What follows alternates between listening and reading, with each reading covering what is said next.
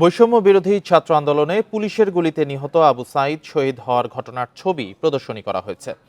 রংপুর বেগম রোকেয়া বিশ্ববিদ্যালয় প্রাঙ্গণে 2 দিন ব্যাপী এই আলোকচিত্রী প্রদর্শনীর আয়োজন করা হয়েছে। বেগম রোকেয়া বিশ্ববিদ্যালয়ের সাংবাদিক সমিতির তত্ত্বাবধানে ফটো সাংবাদিক আদর রহমান শহীদ আবু সাঈদের ছবি তোলেন। চিত্র প্রদর্শনীতে আদর রহমানের 50টি ছবি প্রদর্শন করা হয়, যার মধ্যে কিছু ছবি অপ্রকাশিত ছিল। এসব ছবিতে 16 জুলাই আন্দোলনের বিভিন্ন ঘটনা ও সাধারণ শিক্ষার্থীদের উপর হামলার নির্মম চিত্র উঠে আসে।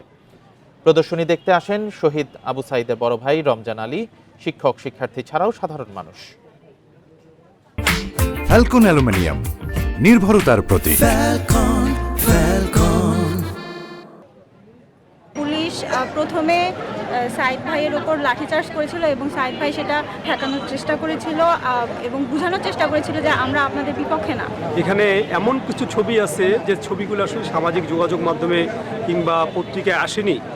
এই ছবিগুলো একটা ইতিহাস। সাংবাদিক আদল ভাই যে চিত্রগুলো বের করেছেন, এগুলো দেখে আমার অনেক ভালো লাগলো, বা আমিও বলতে পারবো যে কোন জায়গায় কতজন ওনাকে আক্রমণ করছে, এগুলোও দেখা যাইতেছে।